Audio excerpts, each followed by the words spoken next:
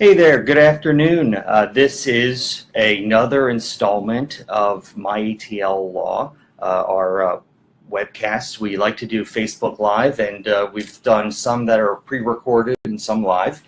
So we wanted to promote this a few days in advance, give people an opportunity to come up with questions or write them in. So do please feel free to write in your questions. Let me make some introductions.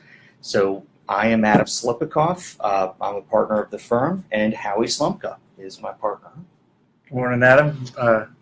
Good afternoon, everybody. Hey, we're the theme of this event is called "How to Make Your Debt Disappear," and so Howie is a bit of a magician in a couple of different ways. He is a magician in making debts disappear through Chapter 7, Chapter 13 bankruptcy, but also I think we're going to have some fun, and he's going to do a card trick or two. Nothing so grand that we're going to make like the Statue of Liberty disappear, but still some pretty good things. I would do that, Adam, but that's been done before. Yeah. So yeah, just real quickly, a regular standard deck of cards here, and let's see. I want to do this so that you can see the table here as well, right? So now you've got me and the table. We'll take our standard deck of cards, do a shuffle, and mix them up a little bit.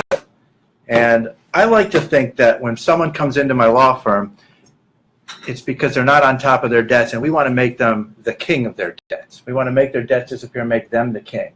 So what we do is we say, well, you could file a Chapter 7, just like this, a Chapter 7. And we'll put that 7 right down here, put this card on top of the deck. Or you could file this Chapter 7 and put that down. Well, but that client may say, are you sure I want to do that one? Will that make me the king of my debt? And I'll say, this Chapter 7 will make you the king of your debt. I'll put it right down there.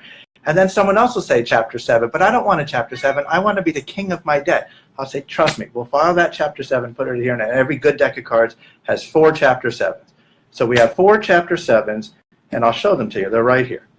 All right? Now, the client is going to say, but am I going to be the king of my debt? And I will say, I'll take this Chapter 7.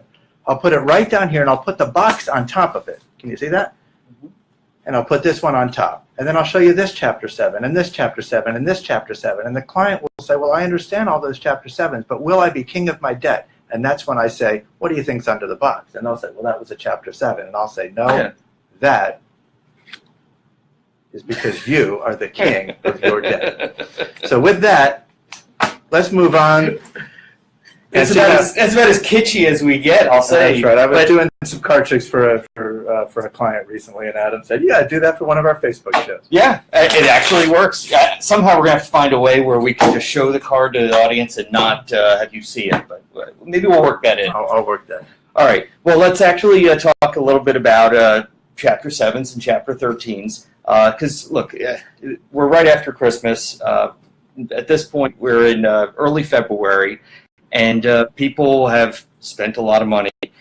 Credit cards are maxed out a lot of times by this point. Right. I was going to start by saying this is an interesting time of year because not only do people get in debt in December when they're spending money for personal things, but in the first couple months of 2018, people are going to start getting their tax refunds. Right? People will file early if you know you're getting a refund. It may come to you in February or March, certainly by April. And sometimes that tax refund can put a Band-Aid on what is really going to be a problem that's going to come back and get you. So we like for clients not necessarily to or to anticipate that Band-Aid may be coming, but that it's not masking what is a real debt problem that could eclipse the rest of 2018. So think ahead. Come to us if you think that we need to help you plan ahead.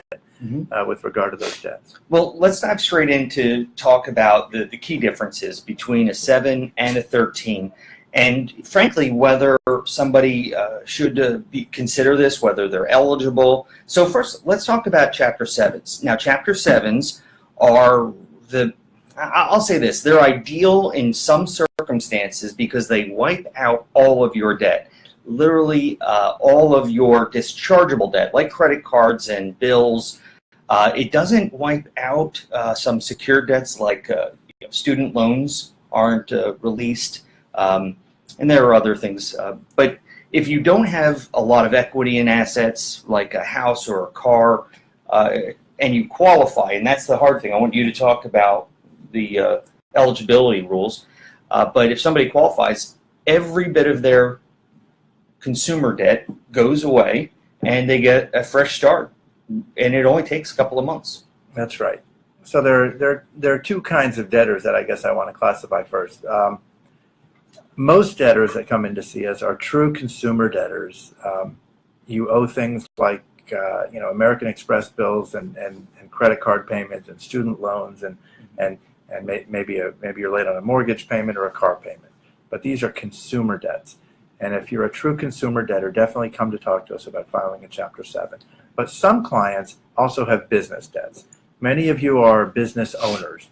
Perhaps you're self-employed, you're a mechanic or a carpenter, or maybe you own a store and you have employees. Either way, you might have personally guaranteed a lease, or you may have much larger debts than some of the other clients. But the good news on that is that Congress has your back.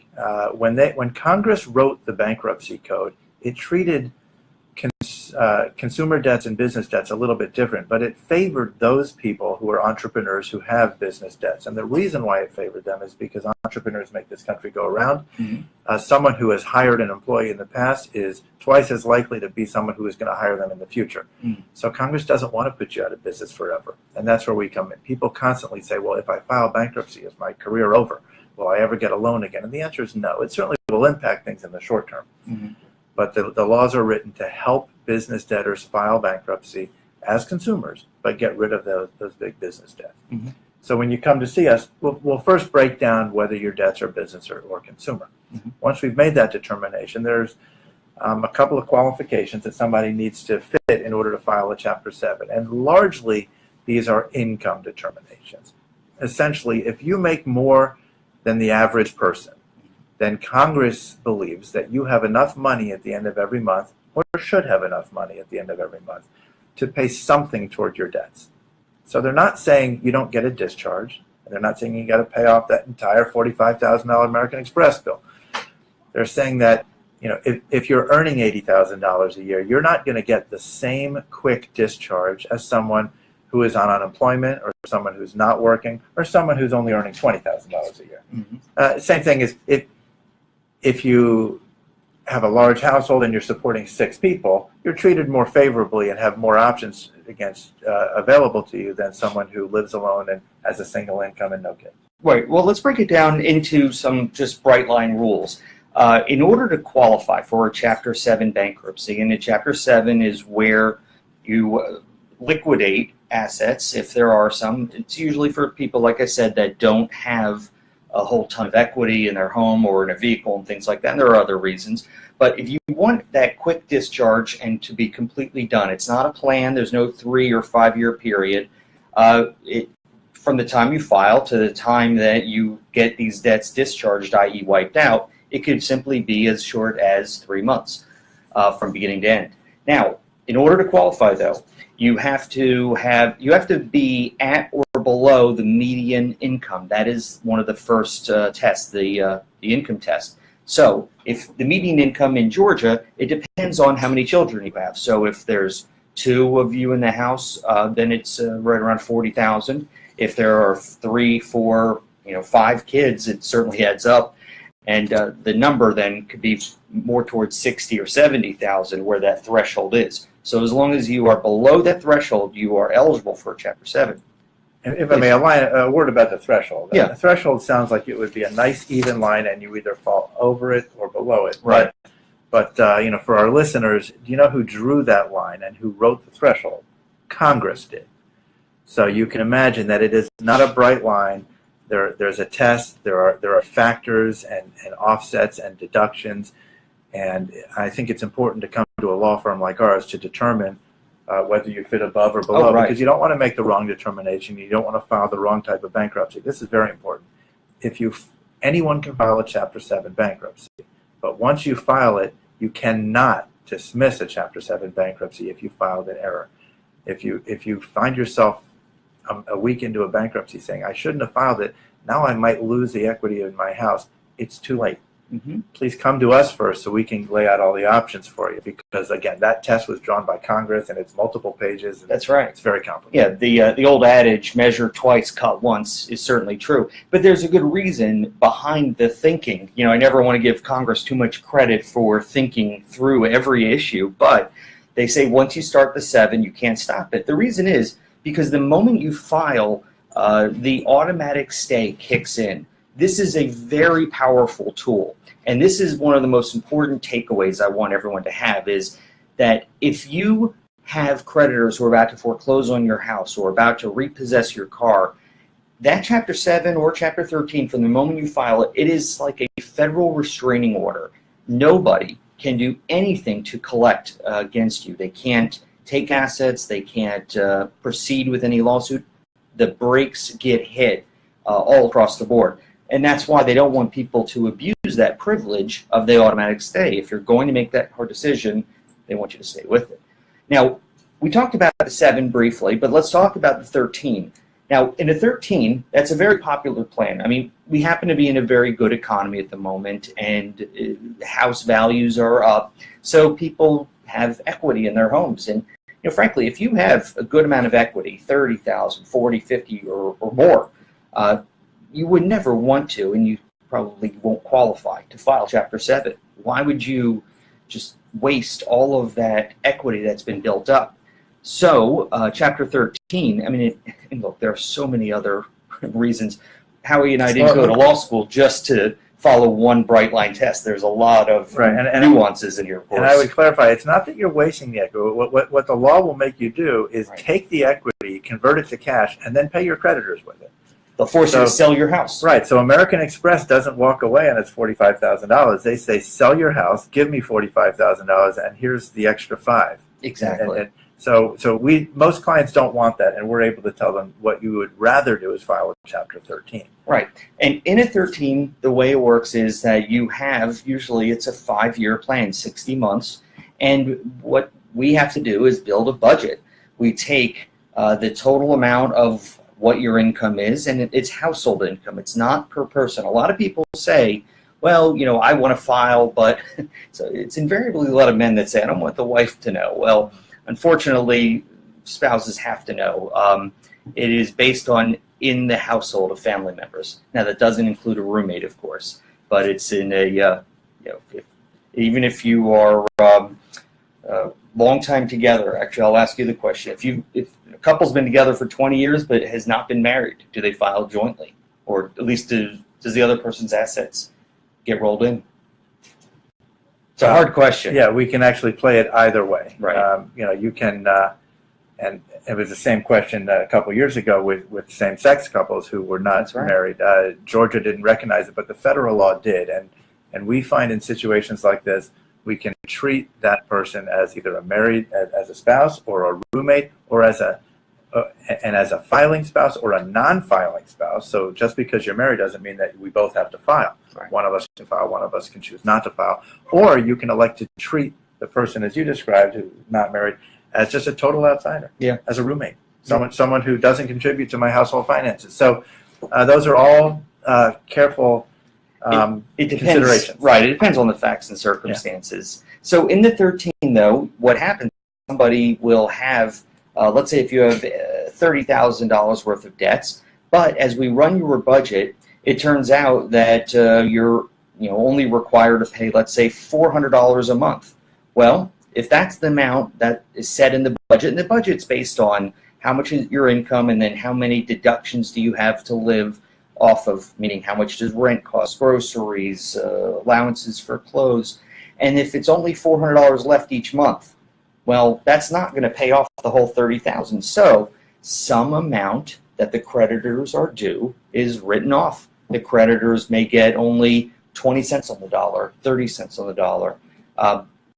It's rarely, if almost never, a total wipeout of all debts in a Chapter 13. But you sometimes and quite often only pay a small fraction of it off over time. Right. Some clients, there's a distinction between the secured debts and the unsecured debts, and some clients come to us because they absolutely want to pay their secured debts because they want to keep the house and the car. but the unsecured debts go away, and those fairly frequently we can get at a very low percentage all the way down to 0%. Okay.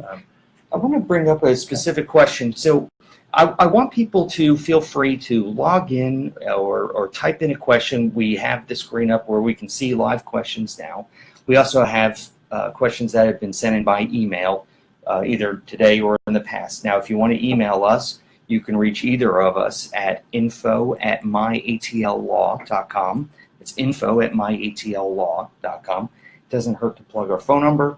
Our phone number for the office is 404-800-4001. 404-800-4001. One of the questions that we got was, and this comes up all the time, of course, is medical debt. Hospitalization, healthcare costs, these are things that are just not expected. You cannot budget for when you're going to, or a family member. A few days back, where a gentleman, his mother had breast cancer, and he had to help her pay for this. Now, I find it to be just a wonderful son, but he incurred massive amounts of debts because he wanted to make sure his mother got the care she needed. Now, he didn't expect that, and eventually he did have to file for bankruptcy. So how would you handle medical debt?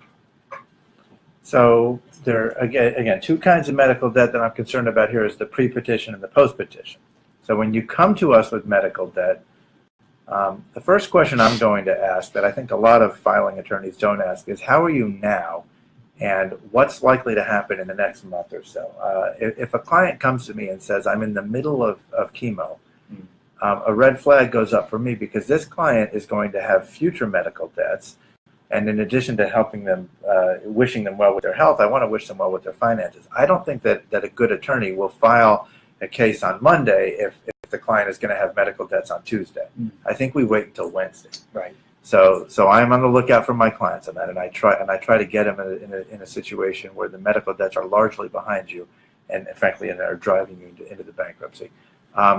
So that's what we do with the pre-petition debts. And again, if you can't afford to pay them, they go away, whether in a Chapter 7 or a Chapter 13. Before I move to post-petition debts, I will say that if it's a doctor that you wish to continue seeing, if your cardiologist for the last 20 years and you owe them a lot of money, but you want to keep on going back, I will tell you this. Just because your debt is discharged doesn't mean you're not allowed to pay it. And most doctors, in fact, every doctor that I've encountered over the years for my clients, if you write a $25 check, if you write something, what you can write, and send it every month to that office, those doctors will continue to see you. If you hide behind the bankruptcy and say, I'm not going to pay you anything, the doctor has the right, because doctors are businessmen in this country, they're business people, the doctor has the right to cease seeing you for free. And some of them will do that following a bankruptcy. So you want to be aware of that too. If it is critical to your health that you continue seeing the doctor, then by all means make voluntary payments to them. So the question about post-petition medical payments come up, or charges come up, because if you're in a Chapter 13 bankruptcy, you may owe, maybe it's $200 or $300 or $1,000, whatever your case is, per month to the trustee.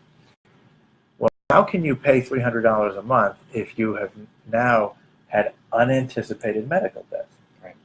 And those we can deal with in a Chapter 13 as well. There are motions we can file where, for the months when you're doing this, they get offset, and you can maybe pay them later. So we do look out for our clients that way as well. The point is, you're our client once we file it until we're out of the case, and we'll look out for you the whole time. Right. Now, of course, the theme of this broadcast is, how to make my debts disappear. Like magic. One of the ways is not just bankruptcy. I don't want to create the impression that bankruptcy is the only solution. In fact, let's talk through a scenario where bankruptcy is actually not really advised. I would say one of the more clear examples is if there's one single debtor. I've seen some people come in where they have just a great credit score. They are regularly paying their debts as they come due, and their credit scores can be 750 and above. But then there's one very large, substantial creditor. I don't necessarily think bankruptcy is the right call. Why would you, have that credit score damaged so much? And bankruptcy is really best designed, in my opinion, when there are multiple creditors, you've got more than 2, 3, you have several of them, it would be far too expensive and time consuming to hire an attorney or someone to negotiate or litigate all of these individual debts. But when there's just one, how would you handle just one? Right. Well, I think we handle it beautifully. My ATL law is the kind of law firm. We try to be for a family what the law department is to a big corporation. Right. In a big corporation, no matter what the legal issues, it all goes upstairs and they handle it. So when a client like that comes in and they have a major creditor, let's say it's like American Express. I'll pick on them. So there's an $80,000 American Express debt, and this client is fine with everything else. They're current on their house, they're current on their car, but American Express is going to sue them and garnish them, and it's not going to end well. Come to us. I'm not only a bankruptcy attorney and a real estate attorney, I'm a litigator as well. Mm-hmm. And our shop is designed to look at the global picture and your entire family financial picture. If it's time to litigate with American Express, we can handle it here. Mm-hmm. And we can say, bring on the lawsuit because we're going to defend that. That's right. If we want to negotiate and settle with them, we can do that here. If we need to file bankruptcy, we can do that here. But think about how those three work together, because I'm able to get good settlements from my clients precisely because I do the other two things. Exactly. I'm going to call American Express, and I am not going to give them the phone number that people are going to call. Our 404 number is not what I give. I say, when I call American Express, my number is 888 Georgia Debt Law. And now American Express knows they're dealing with someone who's not afraid to file a bankruptcy for the debtor. And that helps you, the client, a lot because they know that if we file bankruptcy, they're not going to get much at all. That's right. So we can settle that debt. Now, what happens if we can't settle the debt? We look at the other options. Right. But in many cases, clients will come to us and say, I can't file bankruptcy for any of these reasons. Maybe you just filed 2 years ago. Maybe you have $200,000 equity in your house. Mm-hmm. Maybe the debt was co-signed by a spouse. But there's all kinds of other reasons. And you don't want to file. We can litigate. We can negotiate, we can file, and we can help you out globally. So it's often the threat of filing, but not actually filing, that really gets you a long way with a single creditor. And, we talked about this before on other podcasts or broadcasts and things like that. There are a lot of commercial options that are available. And I wouldn't spend a minute, if you don't mind, talking about this because, again, if our theme is how to make your debts disappear, I'm going to say some of these solutions that groups call debt consolidation or debt resolution companies, frankly, they don't make your debts disappear. What they do is they make your debts drag out for a long period of time, and they give you the illusion of disappearing. The only thing that disappears is your fees that you pay them. I'm going to walk through a scenario of a typical debt consolidator.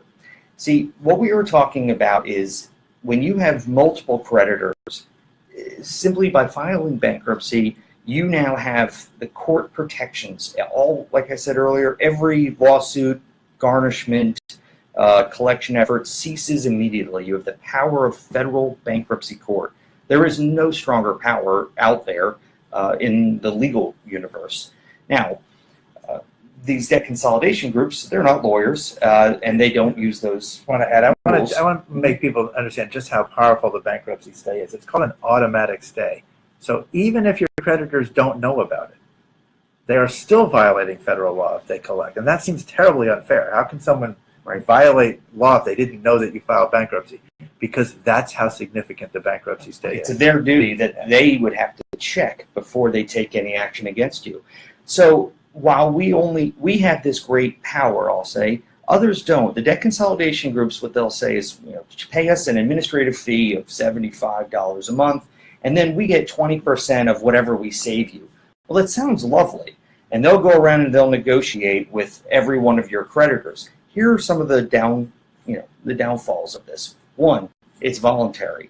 Some creditors, I think American Express is one of them, it says we don't negotiate with these groups. So they don't have to engage in a voluntary cut, if you will.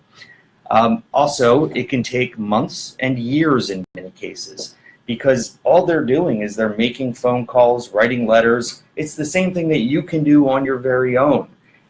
And for these guys to get 20% of the savings, well, somebody has to pay for that savings, meaning just because you have to pay less to the creditor, these guys still want to get paid by you. And here's the other thing. This is fascinating. Taxes.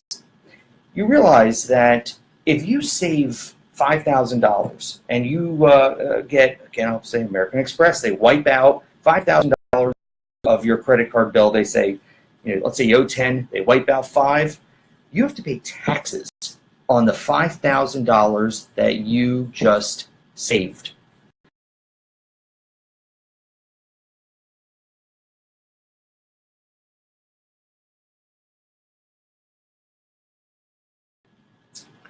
Sorry, go ahead. The IRS calls that cancellation of debt income. The problem with most clients don't consider it income, right? They were able to walk away from a debt or have it reduced, but it certainly was not income. Right, and it's a huge surprise when they get a big tax bill. It's a 1099 miscellaneous years, like a year later. Right.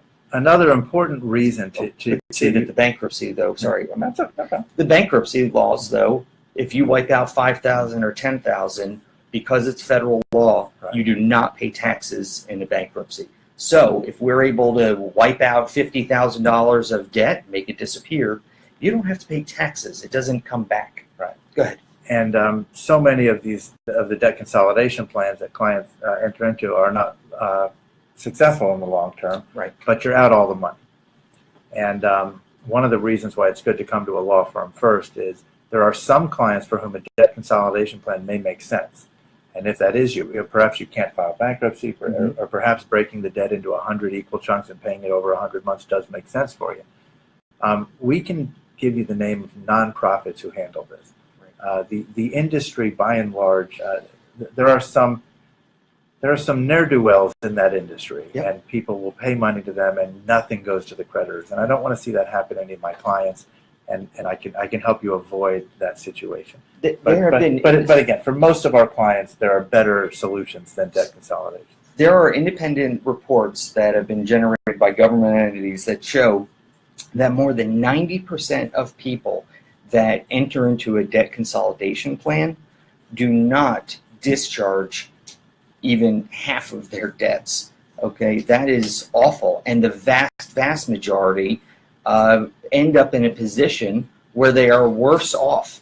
That means that because these groups who are not reducing your debt, they still continue to rack up interest and penalties and other fees, and your interest accumulates. So frankly, after 2 years of negotiating and maybe half of your debtors, your creditors will engage in a plan, the other ones that haven't, puts you in a worse position years later.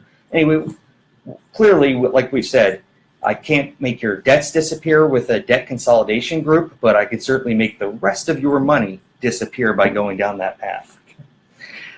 Now, all right, let's talk about other ways that we can, now again, this doesn't have to be in the bankruptcy universe. So let's also talk about other ways that we can help people make their debts disappear.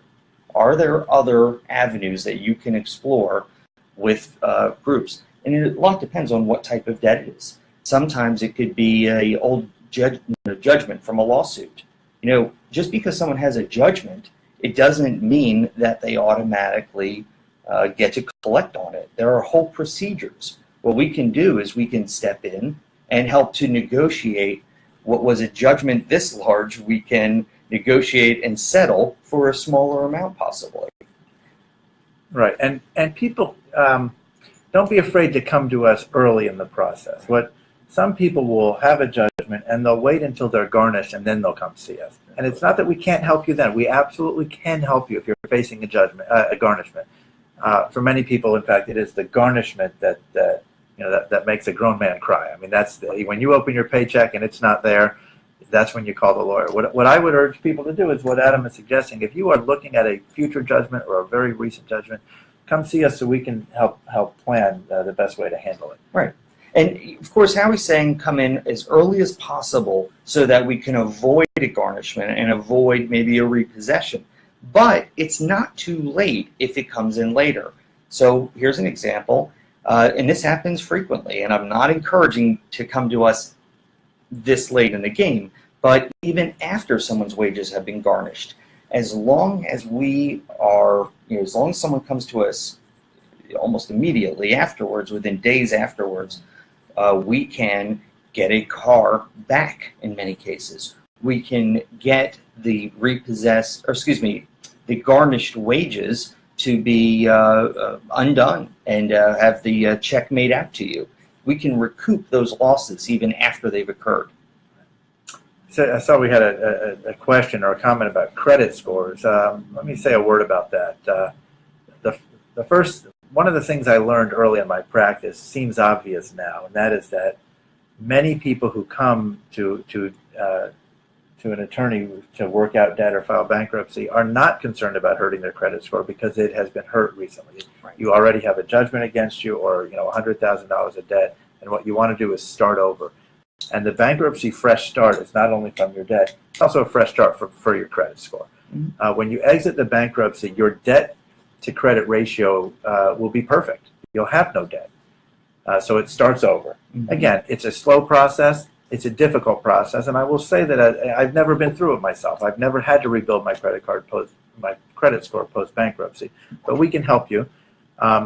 It's somewhat counterintuitive, but I tell clients when you are done with your bankruptcy, I do want you to get another credit card because it is the paying off of that credit card every month that helps build your score. Right. Low limit. I don't want a $5,000 card. And I tell clients, don't go on vacation on it. Don't buy a TV with it. Just buy a burrito and then pay it off that night. Exactly. By using it just to buy dinner and then paying it off, you'll build your credit score. That's right. Now, what about clients who are really concerned, who have a good credit score? What I will tell them is that in a Chapter 13, many of them are destined for a Chapter 13. And the good news is, while you're in a Chapter 13, your credit score is less important to you. You're not going to be getting debt while you're in a Chapter 13. You're not allowed to get new debts. So no one's checking your credit while you're in it. So while it is true that your credit score will dip in the short term, by the time you're out of it, it will start coming back up again, and it will not impact you the way that you would have been afraid. But again, these are great questions. And a good attorney will help you through this. Invariably, when talking with a client about a Chapter 13, the concern that a lot express is, well, what can I do? What can't I do? Because that is a 5-year, 60-month plan, and during that 5-year, and they could be shorter, they could be a 3-year, 36-month, but during that period, they say, what? I can't do anything. What happens if I get a big raise? What happens if I want to buy a house? What do we tell them every time? The same thing. Call us. Yeah, call us. Tell us. And don't ever turn down a better job or a raise because of your bankruptcy. That's the tail wagging the dog. Exactly. As long as the client calls us and tells us, we can petition the court and tell them, look, client just got a raise, or if there's a reduction. If your monthly plan was $500 a month, and you lost your job, or there's something unforeseen and you have lower income, we can petition the court to lower that amount or stay those payments. All these types of emergencies, courts have dealt with. I mean, you think about how many millions of people have to file, and everybody has unique circumstances. So life doesn't end, certainly. Okay. One of the people who's joined on had an issue and a question about transcripts with private schools. And many of our clients have children who go to private schools, and their questions are, what happens with my bills and my ability to pay, and can they hold my transcripts if I owe them money? And the answer to that is no. That federal bankruptcy stay is powerful, and just like American Express can't continue to collect or to sue you, private schools in Georgia are not allowed to withhold a transcript because that is deemed to be an attempt to collect a debt. Right. But before filing bankruptcy, they could. Right. Under some circumstances, they can before filing because the federal law has not kicked in. Right. But at that point, yes. I recall when I graduated from college, you had to, in order to get your diploma, not only pay off your debts, but you also had to make sure you owed no library books. And I mention that because that would be different. If a school was saying that we will not give you a transcript because you still have a library book, that they can do because they're not trying to collect a debt. They're trying to collect a book. Right. I don't think that the Supreme Court has heard that one yet, but I think the school would win that. Yeah. But if they're looking for money, the bankruptcy would defend that. Now, of course, we work with our clients because it's important that you stay in the school and that your kids probably don't want to leave merely because the parents have had to file a bankruptcy. And we work with schools to make sure that our clients can continue to stay where they are. Mm-hmm. Now, let's talk about educational debt for a moment. And this is actually one of the great difficulties that I think are hitting people in this current economic cycle. What we're finding is that people, and I think it's very noble that there's more debt individually for people that they're taking out than ever before. We are at record levels of debt. Consumer debt now totals $4 trillion. Now, some of that is for schools, and some are for a lot of online classes. The problem is the laws are not designed to discharge those, to get rid of those, and unfortunately, they stay. That's a big source of frustration. Right, they do, and I want to clarify for everybody, because if you do a Google search that says, can I discharge my student loans, the answer will come back, yes, you can discharge your student loans. You can get something called a hardship discharge. The standard for that is much, much, much, much higher than most people can meet. Right. Student loan debts are non-dischargeable and will survive your bankruptcy 99% of the time. I tell clients that if you have a home address and you have all 4 limbs, you are deemed able to get a job and work, and the people who are getting student debt discharge have long-term either disabilities or lack of work histories and reasons why they really are not able to make any significant payments to their student debt. So please don't be fooled by what you read online. Most of our clients, though, do get relief. Mm-hmm. In a Chapter 13, they're not collecting from you for those 5 years. And while we take care of all your other debts, it makes student debt that much easier to come out of bankruptcy and handle. You may not be able to pay it off in the next year, but student debt tends to be low interest and long-term debt, and it works well. Even though I'm a consumer advocate and I believe in the bankruptcy process and the workout process, I am not in favor of making student debt dischargeable. I think that the school system as we know it requires student debt. It may be too expensive, the tuition, but I think student debt is important to the country. It's important to those who get it. And if every one of you could discharge your student debt, then your typical graduation ceremony, you would shake hands, get your diploma, and then file bankruptcy, and that wouldn't help us. Right? Who wouldn't do that? I mean, you're talking about taking on hundreds of thousands of dollars. Howie's daughter just got admitted, may I say, to Princeton. So congratulations, Howie. Went to Princeton himself. So it's a great source of pride in the family. And so Howie is going to have quite a bit of bills to the university, and it sure wouldn't be fair to Princeton University to take out hundreds of thousands of debt, say thank you, and then proceed on.